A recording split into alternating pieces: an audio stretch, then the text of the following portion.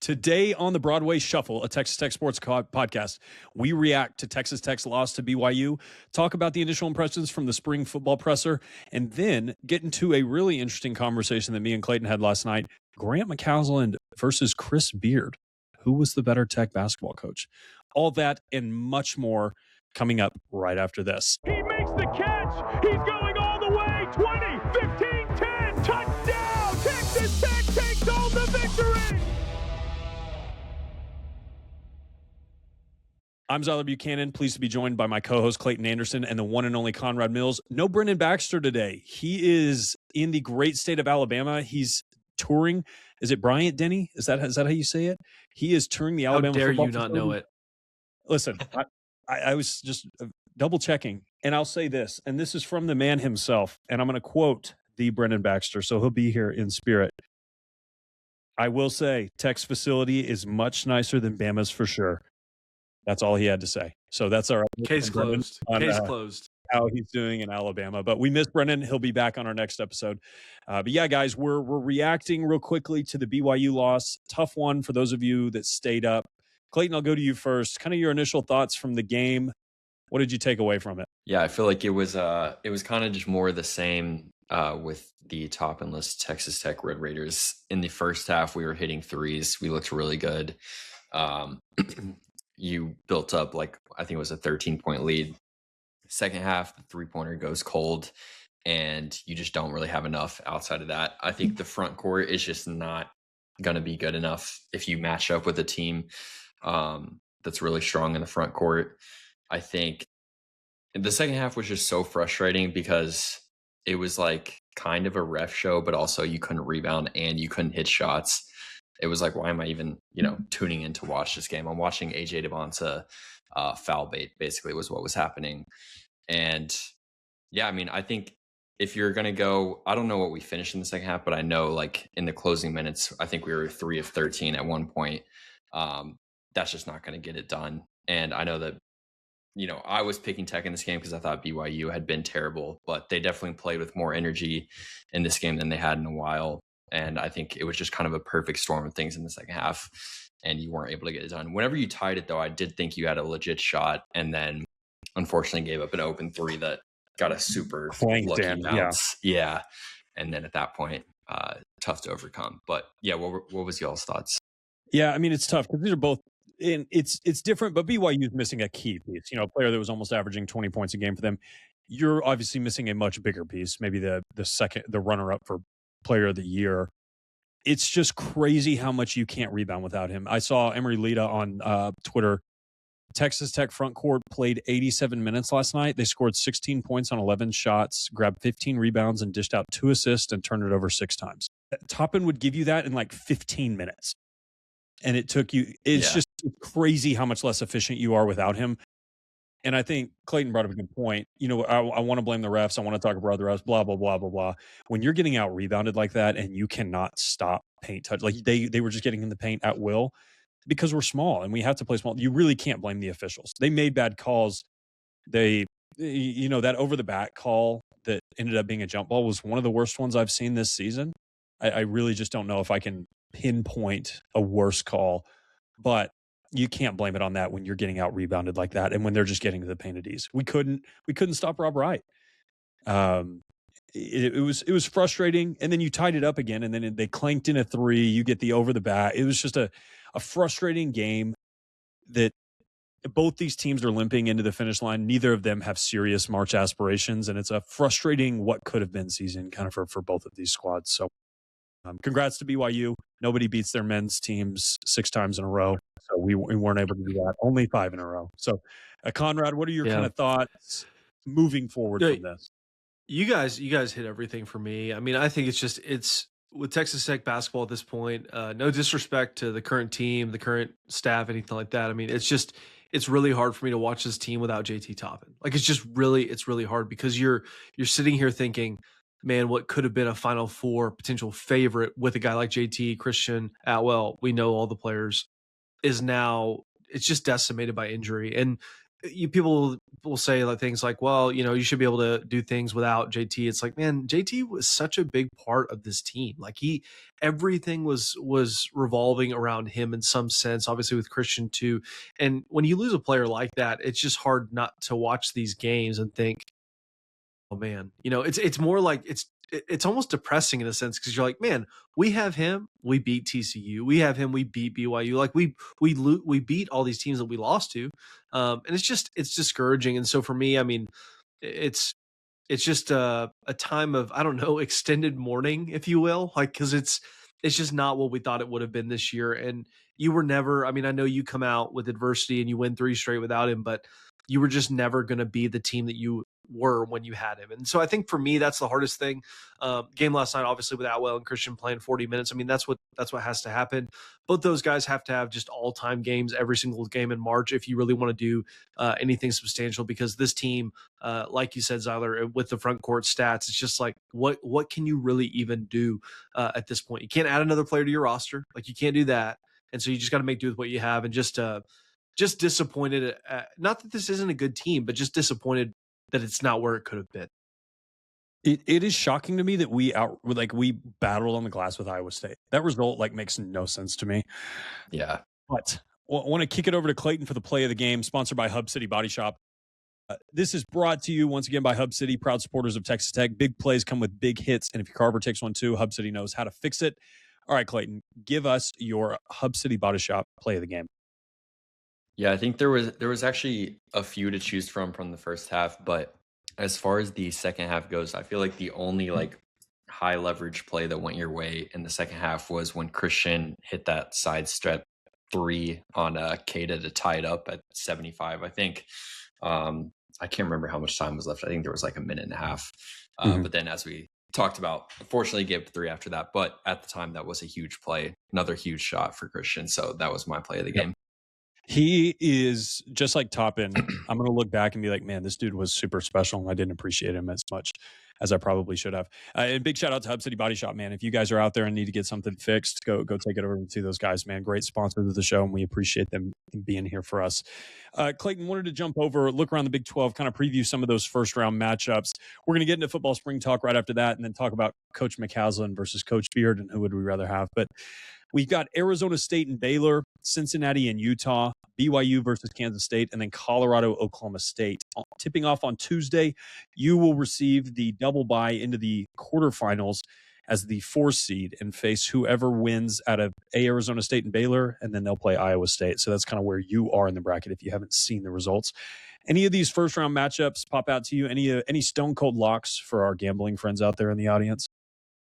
I don't know what the spread is, but Cincinnati money line is obviously a lock, and BYU money line. I'll take those two. I actually am slightly interested in ASU Baylor for some reason. Could not care less about the Colorado Oklahoma State game. Yeah, it's it'll be interesting. I'd love to go to the Big 12 tournament one of these days. It would be fun to hang out and watch all this basketball, but that will not be occurring this year. Conrad, go ahead. Yeah, I'm going the ASU Baylor all day. I hope Arizona State pulls that upset and does what only Arizona State can do. So love to see the Bears go home early. It looks like it's going to be Scott Drew's first time missing the tournament since 2017. Is that the last time they missed? I mean, it's been a long time. Did y'all see that Baylor video they put out? It was, I don't know why, but the algorithm seems to just give me Baylor stuff on Twitter. Maybe I'm secretly, I don't know, a target of theirs or something. But it was he got his 500th win, I think, at Baylor. Oh, yeah. That is incredibly impressive. I didn't watch any of the video. To win 500 times, that's pretty cool. Yeah, shout out Scott Drew. I have If any of our listeners ever come up to me and we talk in person, I have a really funny story about Scott Drew and recruiting that I definitely can't tell publicly. Fun coach. Conrad, let's get into something that I'm actually starting to get really excited about, and it's March, and that's a problem because the season doesn't kick off for another 5 months. Football, spring ball starts very soon. I believe they actually kick off this week on Tuesday, if I remember correctly. Someone correct me if I'm wrong. I'm not 100% sure on the dates. Joey came to the presser. Brendan Sorsby came to the presser. Austin Romaine, Mateen, however you say his last name, was also at the presser. Your initial thoughts, your impressions. I know you were locked into Sorsby. What were your takeaways? No, I guys, I cannot even put into words, and that's a problem because we're a podcast. Cannot even put into words how excited I am for this team to get on the field. Obviously, they've done the work in January and February, and all these new guys have come in. But just thinking about the future for this football program, I just feel like the sky's the limit. I feel like last year is really only the floor going forward. And so for me, I'm just sitting here thinking, with that press conference, obviously listening to Joey's presser and his optimism and his belief. But then thinking about Sorsby, I mean, Sorsby, first time meeting the media, I did think it was interesting how we talked about it a couple episodes ago, how he was getting sued by Cincinnati. And he just said politely, he said, yeah, I got people working on that. So it kind of maybe proved our hypothesis about, trying to get the buy down lower. But no, super excited with those guys and was really impressed with Joey's presser as always, Sorsby as well, Romaine, and then the other individual you named that I forgot how to pronounce his name as well. So no, really excited for spring football. Excited they're getting going, and really excited to see all the hype videos about Micah Hudson this spring. Conrad, okay, other question. Did you buy Brendan Sorsby's explanation about why his YouTube account was signed into a Lubbock Airbnb? Did you buy that? I mean, I feel like it's pretty. Right? Wait, what was the explanation? So for those of you who didn't listen, a journalist 40 minutes in or whatever it was. I actually appreciate that somebody asked him this. They said, Brendan, there's probably so many people that aren't steeped on this lore. When he announced that he was entering the portal, somebody posted on Red Raider Sports and said, hey, listen, I don't know if this means anything, but my buddies just got an Airbnb in Lubbock. They pulled up YouTube, and Brendan Sorsby's YouTube account was what was logged in. And everybody was going nuts about that. Like, what does that mean? Had he already visited Lubbock in secret somehow? And he said, no, I think it's from when my mom and dad came down for the Cincinnati Tech game 2 years ago, and my nephew was there, and he signed into the YouTube account, and it just never got signed out. I was like, okay, maybe. I don't know if I bought that. It lasted 2 years. That is way too elaborate, though, to come up with on the spot. Unless he had been prepped for that answer, I feel like it's true.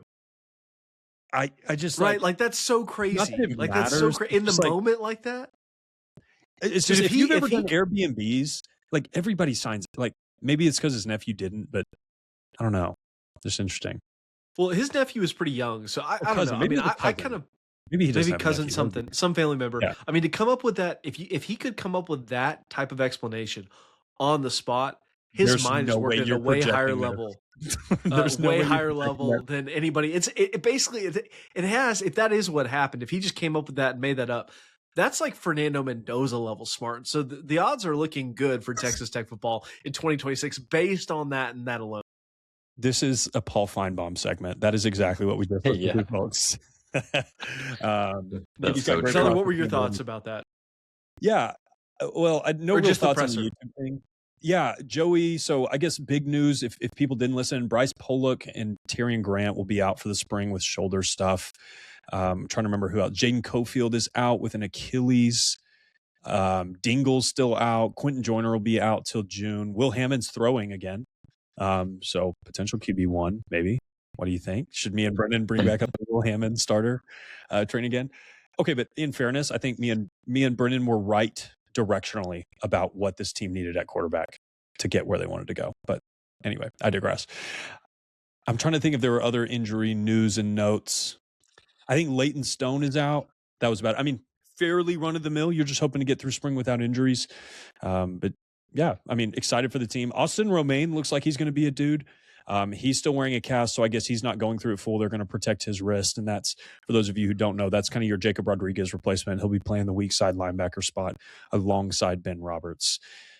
But other than that, man, I mean, not a ton of information. I think Sheil Wood is really impressing those defensive guys. I think they're impressed by what he does professionally. But yeah, man, it's going to be exciting, man. Pads are going to stop propping. It's going to be great. I'm looking forward to it, and hopefully getting out to a couple practices this year. That should be a lot of fun. Clayton, I did want to jump into something. You and I were up on a Discord chat. I mean, what was it? 1:30, 2 a.m. last night, raging. Yeah. And somehow, this is just how Tech fans are. We lose the game, and it takes about 35 minutes, and we start debating Graham McCasland or Chris Beard.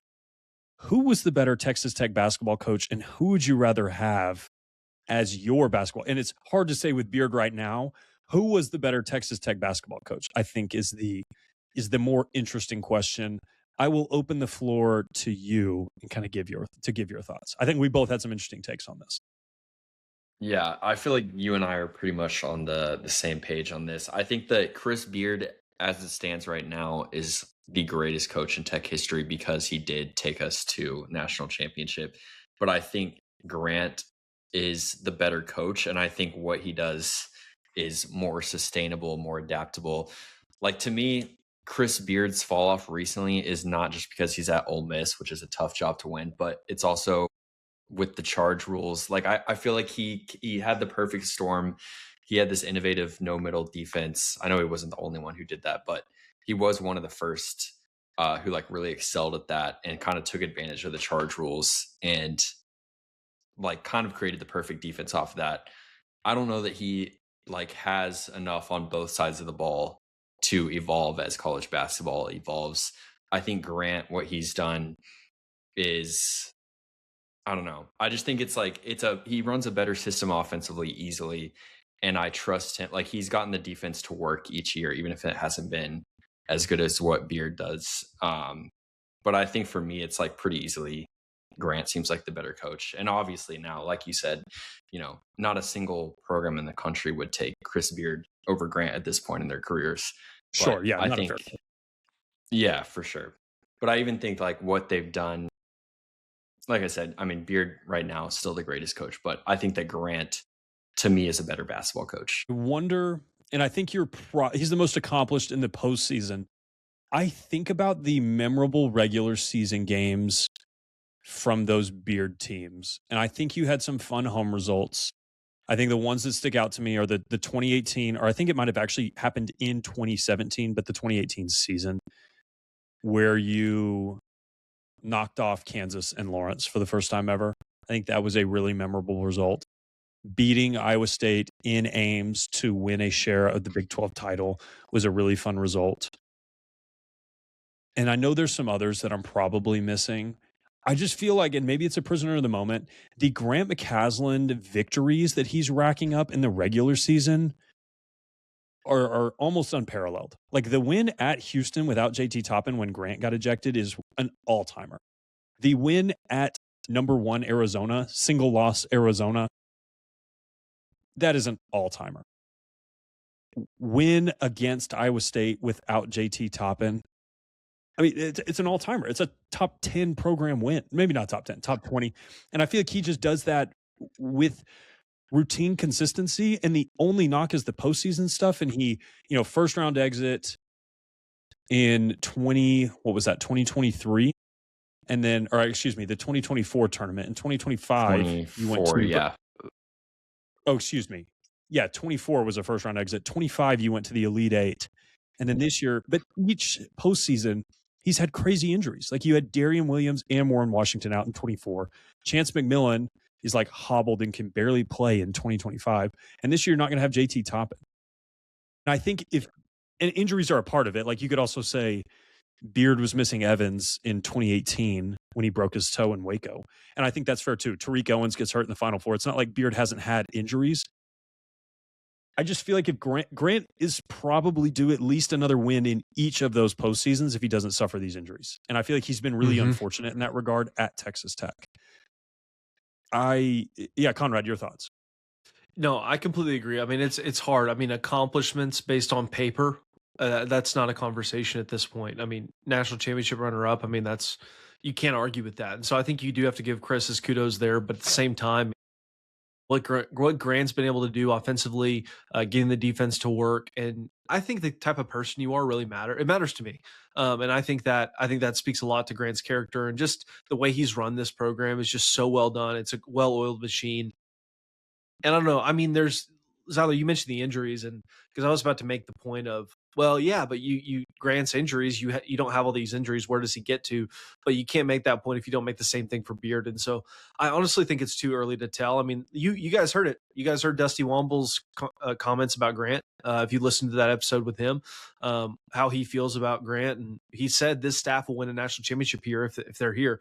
And I fully believe that. I mean, this staff is unbelievable in what they can do, and obviously that starts with Grant. But I don't know. I just feel like it's a hard conversation to have when Grant's story isn't finished yet, and hopefully won't be for a long time. You do make a great point about the regular season wins, Tyler, because I feel like if you were to stack up between the two, like their best non-tournament wins, I think Grant would probably have like 6 of the top 7 or something like that, maybe even more. I'm looking back at the 2019 team on KenPom, and like they beat, which this is no fault of their own. It's not like they had a lot of opportunities, but I think they beat 2 top 20 teams in KenPom in the regular season before they beat 3 top 10 in the postseason. So I don't know. I mean, I'm sure Grant has gotten more opportunities, but the big regular season wins have definitely been more prevalent with Grant than they were with Beard. Yeah. And I mean, the one I didn't call out for Beard is knocking off Louisville in Madison Square Garden, the Avery Benson game. Yeah. I know that's pretty fun. But I mean, Grant is like, yeah, I knocked off Duke in MSG. Like, that's like somehow better. Like, he somehow beat that. Yeah. It is just remarkable how consistent the elite results happen. And then on the Beard side, I think you do have to mention Beard had to build more of a program. Grant, even though the 2023 Tech team was not very good, the foundation and the floor was significantly higher than what Beard inherited. Even though Tubby gave him a good roster, Tech was not in a position to be where we expected great basketball. I think at that point, it was really fun that Tubby took us to the tournament. There was no expectation really after that. And I think, so Beard operating in that environment, I think you have to give him some credit and some leeway there. Grant operated with a significantly better resource base than I think Beard did. Yeah, and it was just totally different. Obviously, NIL, all these things, like it's just, it's totally different and almost apples to oranges in a way. But, I will say, I think looking back now, I think number one for Tech fans, I think the overwhelming majority of Tech fans would take Grant. Just prefer, like, who would you rather coach your team? I think the overwhelming majority would rather have Grant. But I also do think this is an interesting question. I think it's a pretty quick and easy answer for you guys. Do y'all think Chris Beard, looking back, wishes he would have just never left? I think he probably wished he wouldn't have done something else. But yeah, I think there's one thing he regrets more than that. I think that's possible, though. It's funny to me that looking back, and it's so hard to see that in the moment, it somehow ended up worse for Texas and better for Tech in the long run. And that's just like, that's the kind of copium stuff you say in the moment that's like very clearly not true based on any of the facts, but ended up actually being true. Beard probably really regrets not being able to coach that team that he assembled when he got unceremoniously fired. That was a really good roster that Texas had that year. I was about to say, like, there's so many what ifs. Like, if he never gets dismissed, I mean, that team could have actually won a title. And then it's like, where would UT basketball be? Where would Chris Beard be? Like, there's so many things that could change off of that. We all know Rodney Terry took them to an Elite Eight, and he's one of the worst coaches I've ever seen. So yeah, what were they? It was that team. Let me think what year that was. Was it 21 or 22? It was. It was 23, right? Yeah, it was 23. They've got Sean Miller, man. Don't doubt Sean Miller, man. He's actually unbelievable. really liked Sean Miller. Yeah, they were up. What was that? 3. What were they? Yeah, they had a massive lead with like 7 minutes left. I think it was 72-62. And then Miami went on a 13-2 run and came back and won that game just to get pounded by UConn in the next round. But yeah, it is funny thinking and looking back on that stuff, what would happen. And if you have thoughts on that, chime in, man. I think reasonable minds can disagree. I'm taking this version of Grant McCasland over that version of Beard. I just think he's a better and you see that with the way that Beard's assembled his staff. He's like trying to recreate the magic from 2019. It's like the exact same staff. And it's like, dude, you got to adapt and move on a little bit. But yeah, it's not going to happen. I respect Beard and what he did for Tech, but I love McCasland. He's awesome. Chris is going to leave the first opportunity he gets if he gets anything to leave Ole Miss. He's trying to leave right now, I think. I just don't know who would like for a job that's worth leaving Ole Miss for. Which program is dying to hire Chris Beard? Yeah. I mean, I will say that I think Ole Miss is pretty far down the totem pole as far as like Power 5 jobs. Totally. So I think almost any job would be an upgrade. I feel like he should football and basketball. He should reset at like the mid-major level. Like go coach VCU or like some program that's elite resources. St. Louis. Yeah, go coach St. Louis. Yeah. And then like reestablish yourself. Didn't he almost go to A&M? There were rumors around that. I think so, yeah. That would have been an upgrade for Ole Miss for sure. Everybody can step down in their career. There's nothing wrong with that, man. Go coach Aggie basketball. Yeah, anyway, interesting conversation, and I appreciate you guys obliging me for that. Wanted to get into something real quick. Tree. Business owners, real quick, if your marketing strategy is we'll figure it out later, WonderTree exists exactly for that reason. Strategy, ads, creative, they handle it all. And we want to thank WonderTree for sponsoring this episode. They've been an excellent partner to work with. If you're in the Lubbock area or you're not in the Lubbock area, reach out to WonderTree. They have been awesome. Guys, I wanted to get into our Tommy Tubervilles. It's my favorite segment. I look forward to it every week. Every episode that I don't get to do a Tommy Tuberville, I get really sad. I kind of want to do like a Tommy Tuberville power ranking so I can do like 3 or 4 an episode. But I'll go to you, Conrad, first. Give me your Tommy Tuberville of the week. Yeah, this is I don't know. I mean, I feel like it's something that I just have to do. It's something that I feel obliged to do. It's something that I feel responsible to do. I have been just a fanatic supporter of a player by the name of Kyler Murray his whole career. I've never seen a player like him in high school, in college, the way he could throw and run. Not like Lamar Jackson, like he can run, but he really can't throw all that well. This guy can throw and run. He's just been, beholden to a terrible organizations. We've seen what happened. It says something when you regress, each year. And I don't know that that's entirely coaching. I think he was fantastic with Cliff.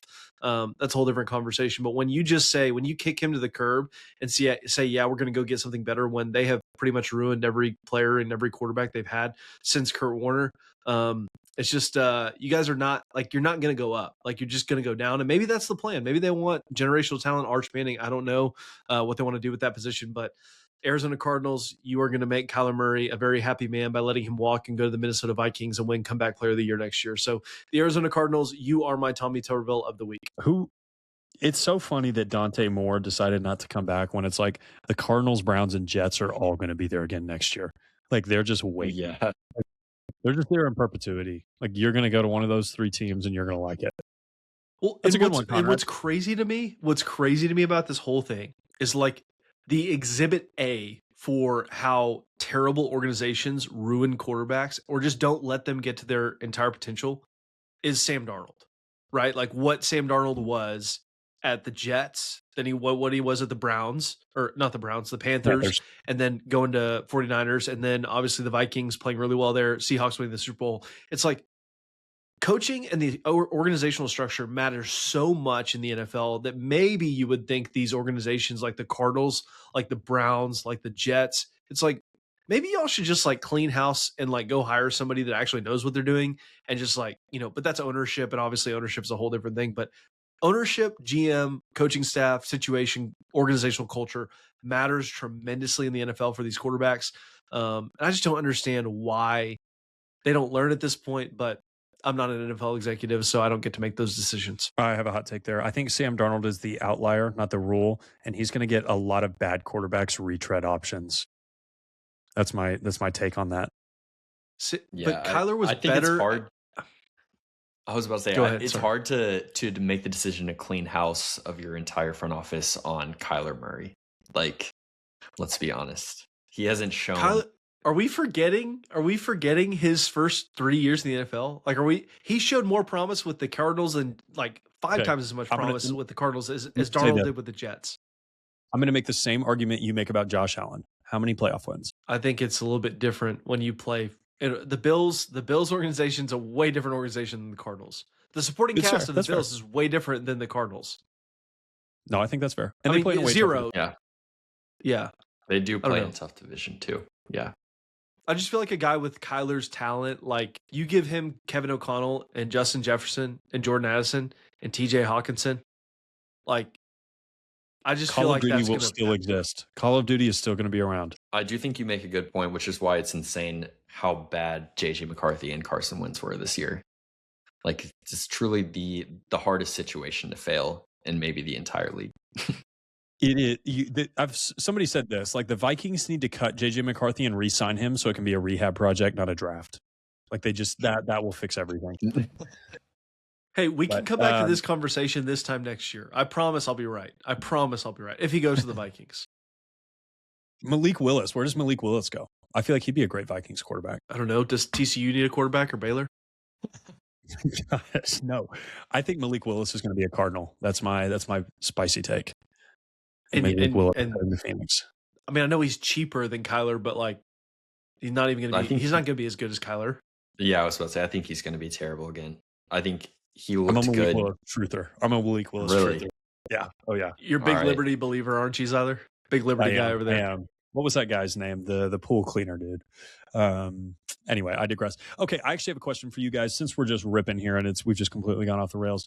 What should the Chiefs do at 9? What would make you happy? What would be a terrible pick? And for me, I think you either got to take a tackle or you got to take somebody on the defensive line. That's my thoughts. I think. Yeah, I'm probably with you. I would be real upset if they took Jeremiah Love, if he even made it that far.